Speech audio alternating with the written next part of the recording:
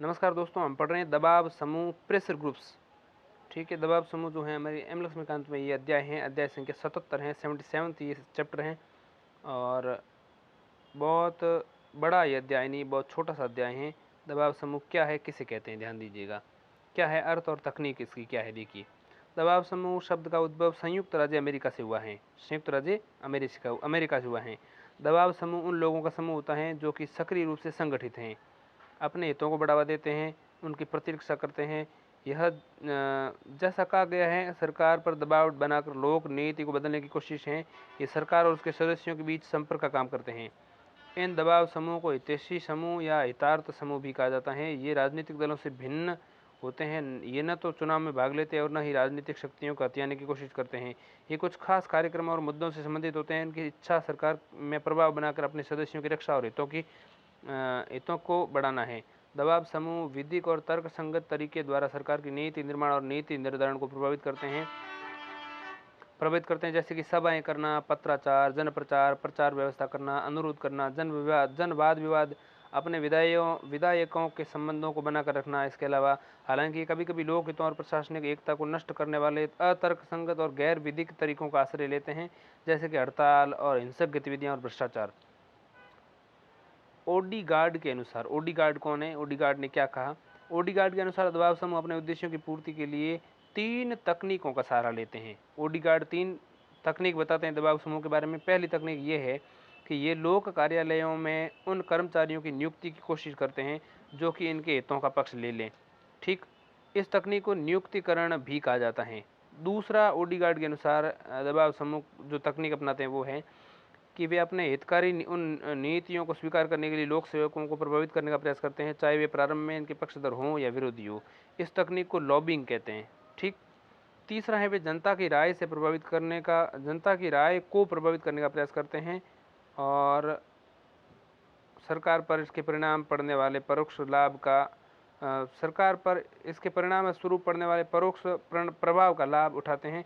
चूँकि सरकार जनतांत्रिक होती हैं और जनता की राय से पूर्णतः प्रभावित होती हैं, इसे प्रचार व्यवस्था भी कहा जाता है। तो ये है दबाव समूह की पृष्ठभूमि। भारत में दबाव समूह कौन कौन से हैं इसको हम समझेंगे। सबसे पहले अब समझते हैं भारत में दबाव समूह कौन कौन से हैं। तो भारत में दबाव समूह में सबसे पहले हैं, देख लेते हैं। भारत में बड़ी संख्या में दबाव समूह विद्यमान है, लेकिन ये उस तरह से विकसित नहीं हुए जिस तरह संयुक्त राज्य अमेरिका और पश्चिमी देशों जैसे ब्रिटेन, फ्रांस, जर्मनी देशों में विकसित हुए हैं।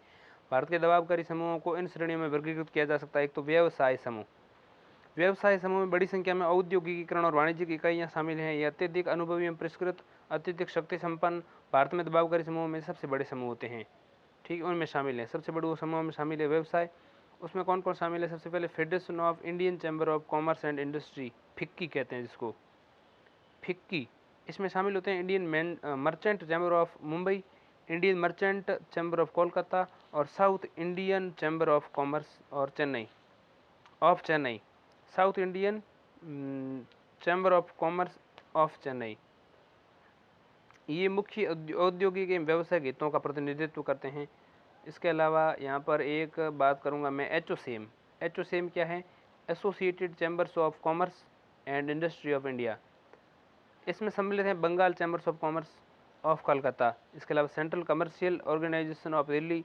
इसके अलावा एचओसीएम विदेशी ब्रिटिश पूंजी का प्रतिनिधित्व करता है। इसके अलावा तीसरा है फेडरेशन ऑफ, इसको हम कहते हैं फेईफडा।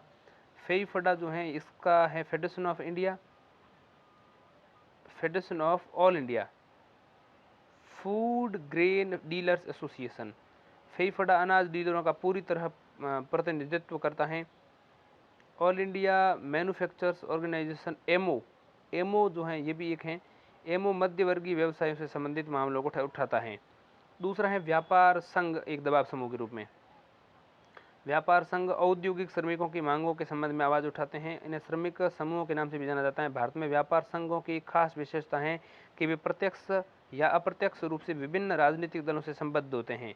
उनमें शामिल होते हैं, पहले एक तो होता है उसमें सीपीआई, ठीक, से संबद्ध जो एआईटीयूसी हैं, एआईटीयूसी यानी all India trade union Congress, all India trade union Congress.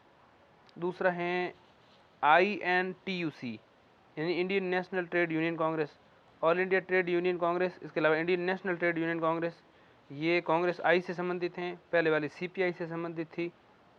दूसरा है हिंद मजदूर सभा, हिंद मजदूर सभा जो है वो समाजवादियों से संबंधित हैं, इसको हिंद मजदूर सभा को हम कहते हैं HMS, तो हिंद मजदूर सभा का शॉर्ट फॉर्म हो गया HMS।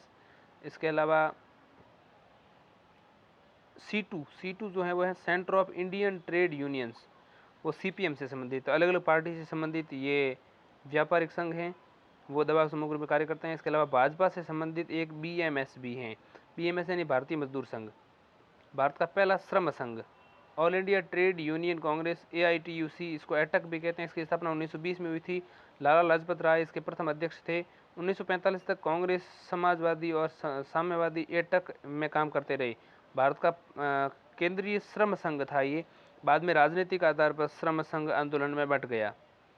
दूसरे हैं खेतिहर समूह, क्षमा कीजिएगा, तीसरे हैं खेतिहर समूह। सबसे पहले हमने जो समझा वो लोग यहाँ पर हैं व्यवसाय समूह, दूसरे हैं व्यापार संघ और तीसरा है खेतिहर समूह। खेतिहर समूह किसानों और मजदूर वर्ग का प्रतिनिधित्व करता है। इनमें शामिल कौन कौन होते हैं? एक तो भारत किसान यूनियन, यानी उत्तर भारत के गेहूं उत्पादक क्षेत्र में जो भारत किसान यूनियन है वो। इसके अलावा प्राचीनतम में सबसे बड़ा खेतिहर समूह है ऑल इंडिया किसान सभा।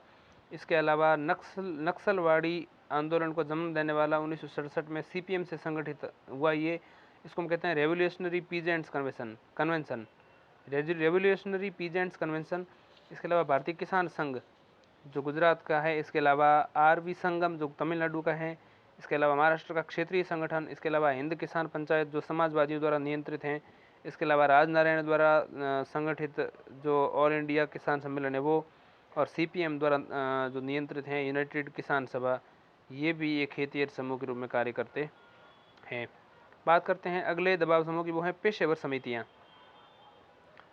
तो ये ऐसे लोगों की समितियां हैं जो डॉक्टर, वकील, पत्रकार या अध्यापकों से संबंधित मांगों को उठाती हैं। तमाम अवरोधों के साथ ये समितियां सरकार पर विभिन्न तरीकों से अपनी सेवा शर्तों में सुधार के संबंध में दबाव बनाती हैं। इनमें शामिल हैं पहले तो IMA यानी इंडियन मेडिकल एसोसिएशन, दूसरा है BCI यानी बार काउंसिल ऑफ इंडिया, इसके अलावा IFWJ, ठीक, यानी कि Indian federation of working journalists, इसके अलावा AIFUCT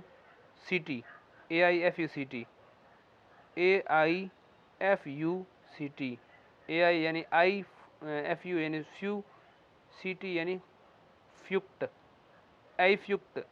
कह सकते हैं इसे, all India federation of university and college teachers. ये अब हम बात करते हैं छात्र संगठन की।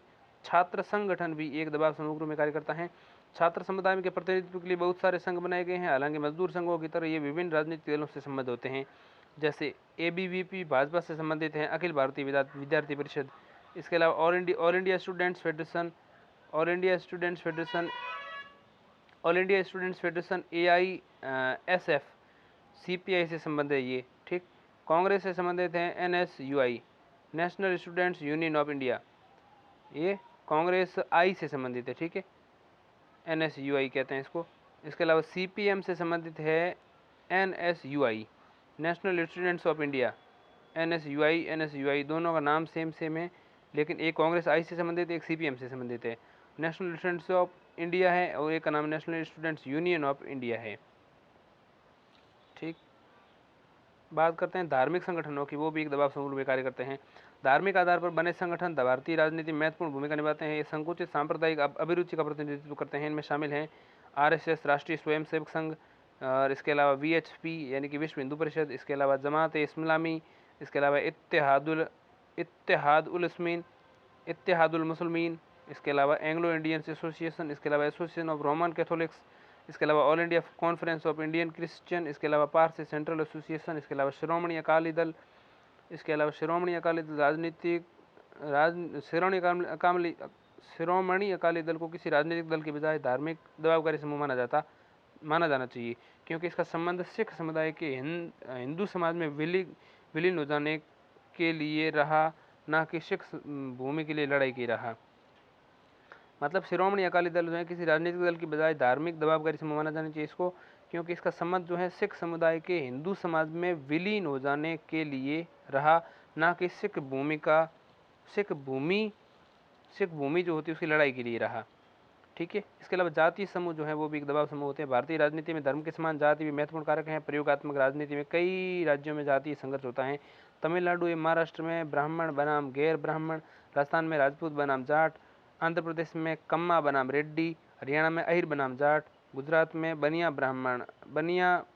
बनाम पाटीदार, बिहार में कायस्थ बनाम राजपूत, केरल में नैयर बनाम एझावा, कर्नाटक में लिंगायत बनाम ओक्कालिगा।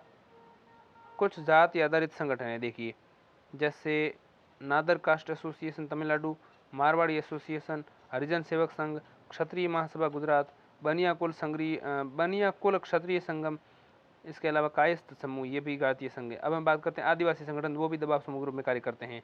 आदिवासी संगठन मध्य प्रदेश, छत्तीसगढ़, बिहार, झारखंड, पश्चिम बंगाल और पूर्वोत्तर के राज्यों जैसे असम, मणिपुर, नागालैंड और अन्य में सक्रिय हैं। उनकी मांगें सुधार से लेकर भारत के अलग होने और उनमें कुछ राजविद्रोही गतिविधियों में शामिल हैं। आदिवासी संगठनों में से प्रमुख हैं, ध्यान दीजिएगा, एक संगठन का नाम है NSCN, एन यानी नेशनल, एस यानी socialist, national socialist council of Nagaland, तो NSCN। इसके अलावा TNU त्रिपुरा का एक संगठन है, ट्राइबल नेशनल वॉलंटियर्स कहते हैं इसको, ट्राइबल नेशनल वॉलंटियर्स त्रिपुरा का है संगठन ये। मणिपुर का एक संगठन है पीपुल्स लिबरेशन आर्मी। इसके अलावा झारखंड मुक्ति मोर्चा एक संगठन है। इसके अलावा ट्राइबल संघ ऑफ असम भी एक संघ है। इसके अलावा यूनाइटेड मिजो फेडरल ऑर्गेनाइजेशन भी एक संघ है। इसके अलावा भाषागत समूह भी एक दबाव समूह रूप में कार्य करता है। भाषा भारतीय राजनीति में महत्वपूर्ण कारक है। भाषाई राज्यों के पुनर्गठन का मुख्य आधार है। भाषा, जाति, धर्म और उन भाषा राजनीति जनजाति के साथ मिलकर राजनीतिक दलों के सही दबाव समूह के उद्भव के लिए उत्तरदायी हैं। कुछ भाषागत समूह इस तरह से हैं: तमिल संघ, अंजुमन तारीखी उर्दू, आंध्र महासभा, हिंदी साहित्य सम्मेलन, इसके अलावा नागरी प्रचारिणी सभा, इसके अलावा दक्षिण भारत हिंदी प्रचार महासभा। बात करते हैं 10वें दबाव समूह की, तो वह विचारधारा आधारित समूह। हाल ही में कई दबाव समूह एक विशिष्ट विचारधारा के प्रसार के लिए निर्मित हुए हैं। उनकी उत्पत्ति किसी विशेष कारण, सिद्धांत या कार्यक्रम के तहत हुई है। इन समूहों में शामिल हैं नर्मदा बचाओ आंदोलन और चिपको आंदोलन, पर्यावरण सुरक्षा संबंधी समूह हैं ये दोनों। इसके अलावा लोकतांत्रिक अधिकार संगठन भी है इसका एक कारण, मतलब विचारधारा आधारित समूह में। इसके अलावा सिविल लिबर्टीज एसोसिएशन भी एक है। इसके अलावा गांधी पीस फाउंडेशन भी एक में है। इसके अलावा महिला अधिकार संगठन भी इसमें शामिल है। और विलोम समूह भी एक दबाव समूह में कार्य करता है। विलोम समूह क्या है? अल्मंड एंड पावेल ने महसूस किया, अल्मंड और पावेल ने महसूस किया कि विलोम समूह द्वारा हमारा तात्पर्य समाज से राजनीतिक व्यवस्था के विरुद्ध समानांतर व्यवस्था से है। ठीक, विद्रोह, प्रदर्शन, धरनों के जरिए ये मांगे उठाते हैं। भारत सरकार और अफसरशाह उपलब्ध स्रोतों के जरिए आर्थिक विकास आदि में दिक्कत महसूस करते हैं, क्योंकि गैर राजनीतिक मानसिकता और इसकी कानूनी प्रक्रिया को न मानने से ऐसा होता है। ठीक, जिस कारण हितैषी समूह राजनीतिक तंत्र से दूर हो जाते हैं। कुछ विलोमकारी दबाव समूह इस प्रकार हैं, ध्यान दीजिएगा: all India Sikh students federation, Gujarat की नवनिर्माण समिति, नक्सली समूह, इसके अलावा JKLF यानी Jammu and Kashmir liberation front, इसके अलावा ऑल इंडिया स्टूडेंट्स यूनियन, इसके अलावा ULFA United liberation front of Assam, इसके अलावा दल खालसा, इस तरह के समूह माने जाते हैं। राष्ट्रीय एकता वाला अध्याय हम पढ़ेंगे। राष्ट्रीय एकता वाला अध्याय जो है भी बहुत बड़ा अध्याय नहीं है।